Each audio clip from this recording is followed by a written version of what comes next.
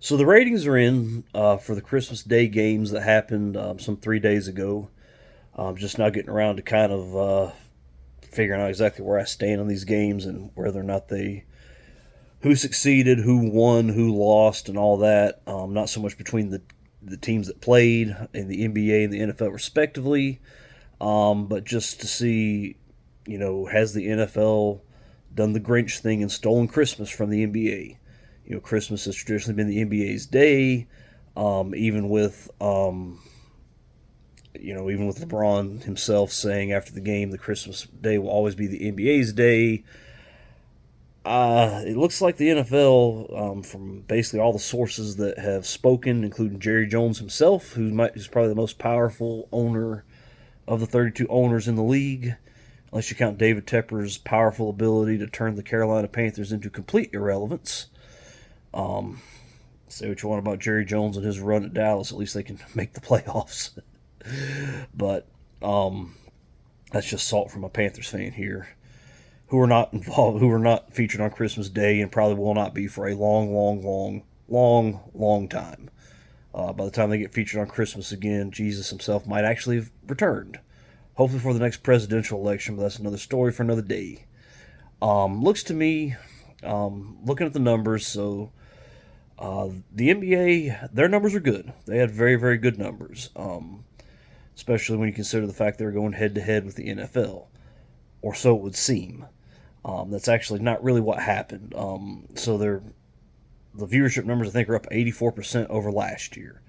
Now I'm going to start off with that one because on the surface that sounds good, but as somebody myself who has just a touch of the tism, a little bit of an obsession with numbers here, the fact that you have so much to go that you can rise 84% is not really a good thing. That means you have a small sample size to start with, which means in the last few years you've had a small sample size of viewers watching your game, which means that people have tuned out of your product for reasons I've talked about in the past. I might go into in this video, depending on how long it goes.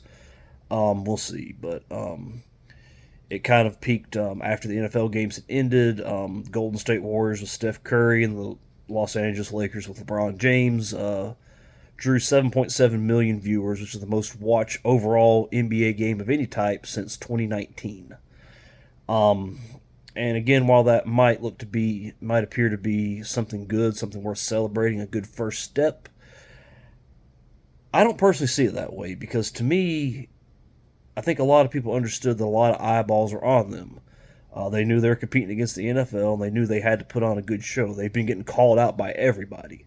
The league has for effort, for trying, and all of that. And I feel like they've kind of taken that personally and kind of taken the opportunity to, um, dare I say, actually try a little bit harder. Make sure they're actually healthy and ready for those games and ready to perform at maximum level and actually try to win those games. Um, and again, that's a problem. If the fact that you have to wait till a Christmas Day game to actually try like that, that's not a good thing. The ratings are worth celebrating because, like I said, a lot of people tuned in. It looked like a lot of people were excited to see if the NBA would return to form. And again, that just shows that there's been interest. People like myself, we want to see the NBA do well. I mean, it's not something we don't. It might sound like it because they've done a lot of things to turn us off. So we're not relishing in professional basketball's downfall. We're relishing in the people presently involved in it and their idea of how things should be. We're relishing in them seeing their vision for the league get flushed down the commode by a lot of people. People tuning out and not wanting to tune in. So the NBA had 5 games on all day, from basically noon to I don't know 9 or something. It was 5 games. I forgot when they said the first one started. I can't even tell you all the games except for the the Lakers and Warriors. I didn't watch any of them. Like I said, I'm so turned off by the NBA right now. So I'm probably not exactly an unbiased observer, but I am trying to be unbiased when looking at these numbers because the numbers are good. They averaged basically 5.5 million, I believe, throughout the entire day, which is a good thing. Those are good numbers. On a holiday, um, you want to see people tuning in all day. And the fact that the peak, which was the Warriors Lakers game, wasn't a whole lot higher. I mean, than the regular or than the average. The peak was just wasn't like double or anything like that, or even 50% as much higher. Um, that's a good thing. That's a good thing. So there's a lot of positives to be taken away. The positives for the NBA are that people do want to watch professional basketball. We like watching pro basketball when done right. Um, and therein lies the problem. It's not been done right for a long, long time. All 5 games are simulcast on ABC and ESPN. So basically, if you own a TV, you were able to watch one of those games one way or another. Um, and as long as you had a active power outlet, you could watch those games in one way or another. The NFL had 2 games. Kansas City Chiefs went to Pittsburgh. 2 good teams. The game was a blowout. Really wasn't all that close. The first quarter was kind of intriguing, but the Steelers kept tripping over their own feet, and they lost by a lot. That's all there is to it. Never could really score, and the Kansas City Chiefs just basically sleepwalked to a victory. Second games, the Ravens went to Houston, and Houston absolutely stunk it up. That was a bad game. It was a bad effort on both sides of the ball. I didn't watch the second half. I watched the Beyonce concert. God help me. Trying to figure out how come she's becoming whiter and whiter. It seems like, she was wearing all white clothing and a white hat, and had a very white background, which should cause people with her skin color, their skin to pop out. But instead, it kind of blended in, and I'm thinking, is she going the Michael Jackson route, or is she trying to lighten her skin? So that's a little bit of a question I have, but that's kind of a socioeconomic issue that I don't really want to discuss here because it's just not fun. But basically, they averaged 27 million viewers. The NFL games were held on Netflix, so basically you had to have a Netflix subscription and internet to watch those games. And they still basically blew the NBA out of the water, and that's not good. Because for the NFL to put up those kinds of numbers behind a paywall versus the NBA, who was on free TV all day, that's not a good thing. And like I said, considering the games were horrible and horrendous, and I didn't even watch the second one or the second half of the second one. Once I realized Houston was not there to play, I would say they left their minds back in Houston, but they were playing in Houston, so. I don't know where their minds were at, but they were not on that game because the Ravens, in all facets of the game, embarrassed them badly. Um, but still, with that, so not only did the NFL, it's a two-pronged situation here. Not only did the NFL assert their dominance over the NBA and basically say, we're taking over Christmas now, they did that while basically preparing for the future. Whether we like it or not, and I personally don't, we're heading towards streaming is the way to watch sports. Cable networks are dying out. Cord cutting just continues to exponentially increase. And I think the NFL realizes that, and I believe this Netflix thing is a huge kind of like a big step in the water for them for how they know that they're going to need to go forward in the future, especially with big time games. They're going to have to do it on streaming services and streaming platforms, and you're going to have a subscription. Basically, you're going to have to pay to watch it, especially if they're on multiple platforms.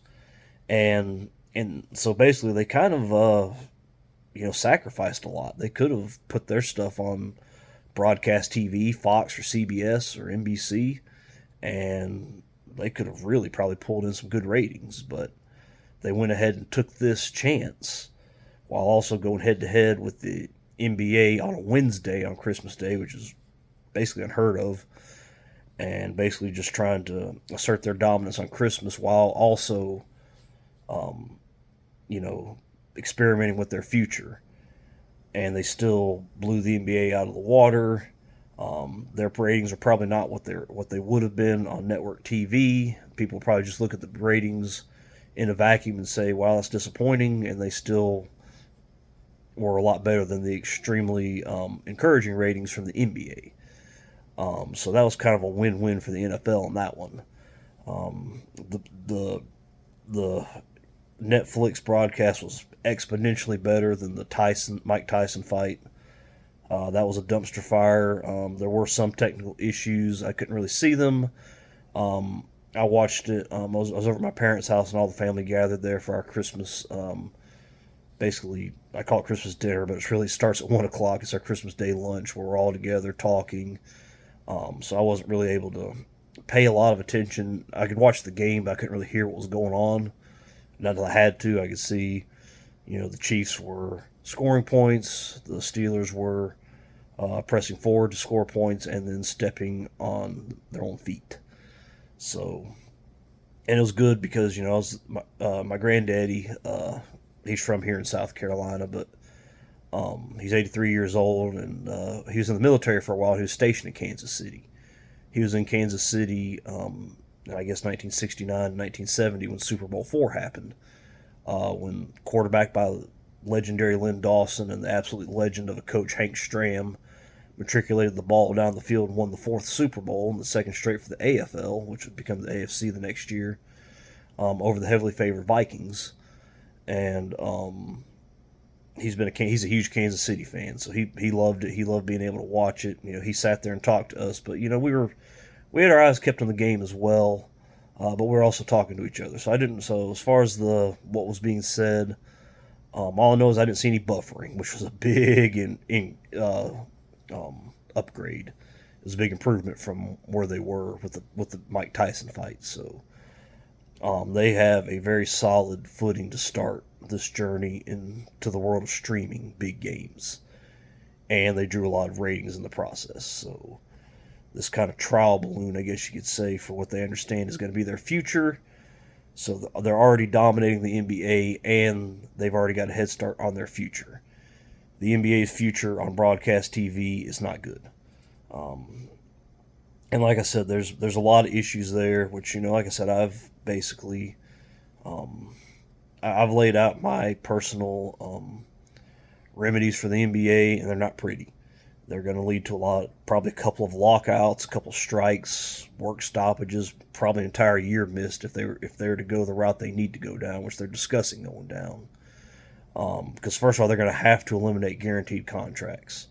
We do not want to tune in to watch somebody making $50 million to sit on the bench or loaf around on defense and just jack up a bunch of bad threes and run to the basket and throw their bodies into other bodies and hope for a bailout call. That ain't going to work. We don't want to watch a bunch of bad threes being shot up by anybody, whether you're making $50 million a year or 50 cents a year. Like I said before, and I'll say it again. Get rid of three-pointers until the last 5 minutes. It doesn't matter where you shoot the ball in the first 43 minutes of a game, it's 2 points if it goes in. If you get fouled in the act of shooting and it doesn't go in, you get 2 free throws. If you get fouled while shooting and it goes in, you get 1 free throw, and that's your chance to get a three-point play until the last 5 minutes. They've got to bring back the mid-range game. It's just watch them just everybody hang out around the three-point line trying to get an open three is not fun. There's a whole lot of the court that's not being used. So I don't like that at all. I'm not saying the NFL doesn't have issues they're going to need to work on for the style of their play, but that's off in the future. The NBA is looking at it right now because they are dying in the ratings. Despite what happened on Christmas, that's probably going to wind up being an aberration because, like I said, when you look at it realistically, their games being aired on broadcast TV, the NFL behind a paywall of a streaming service on what's traditionally been the NBA's day forever, which the NFL's never really made a huge effort at all. If anything, they've avoided Christmas. That's not. It was not a good day for the NBA, despite the surprisingly better ratings. So if I'm the NFL, I'm feeling very, very good. If I'm the NBA, I'm putting out a bunch of press releases saying I'm feeling good, but realistically, I'm saying, all right, it's time to start pulling the trigger on some of these things. Like I said, getting rid of guaranteed contracts. If the players want to strike and lose an entire season, you know what? Maybe we need that reset. Maybe that'll be the good thing for the future. Because that's the thing. Right now, the NFL is able to do well and focus on the future. The NBA is not. And that's an issue because time doesn't stop for anybody. The way we consume things, the way we're forced to consume things, change regularly. And you have to get on top of it. I would love for it to be on broadcast TV forever. I'd love to not have to go to a streaming service to watch these things, but at the same time, I also understand that it's going to happen. You may as well deal with it, and the NFL's already, getting ahead of the game, getting ahead of the curve. Put some of their most visible people on, Patrick Mahomes and the Kansas City Chiefs and that dynasty.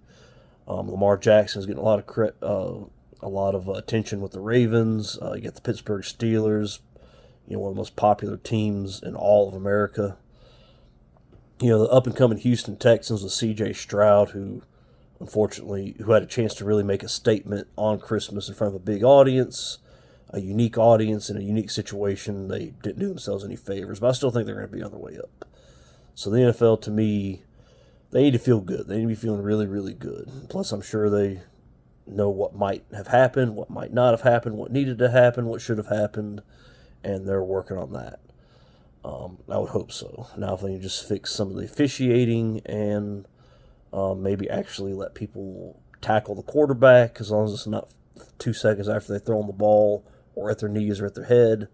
If they can, allow defensive players to have a little bit of physical contact with the receivers as they run their routes, maybe we'll see something. Who knows?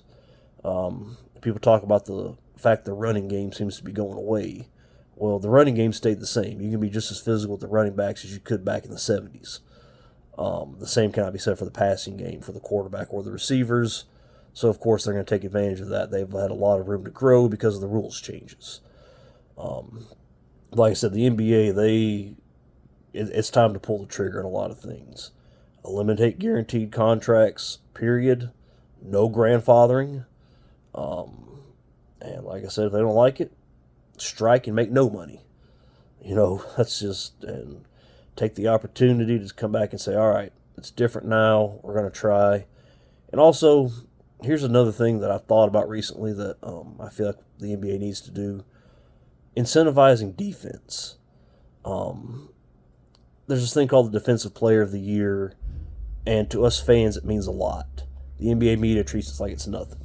In the whole LeBron versus Jordan debate, which should not be a debate in any ways to start with, one of the biggest things we talk about is the fact Michael Jordan's won a Defensive Player of the Year in 1988. Probably could have won a couple others, and was all NBA defense first team and a few second teams as well. So many times, I think 9 times he made the All NBA first team defense, which I could be wrong about that. And if I am, please correct me. But that means a lot. LeBron's made 4 or 5, so in a much longer career. So Michael definitely has a defensive advantage. Start talking about that. Start talking about the defensive heroes. Put Ben Wallace in the Hall of Fame.